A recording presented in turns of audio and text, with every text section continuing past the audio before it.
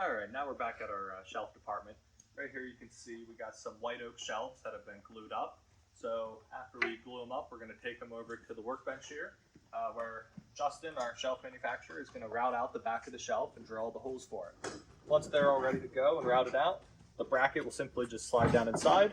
So when you take it to your home, you mount the bracket to the wall and just slide the shelf over top of it where it'll stay.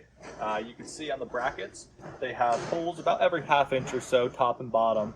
That way you can basically mount it wherever in your home and be able to hit a stud. Once you hit a stud, you can usually get about 50 pounds of capacity of weight per stud you hit. So whenever you're holding up a shelf, you should be able to stack it completely full and not have any concerns about it. We use a bracket manufacturer based out of Idaho called Shepherd Brackets.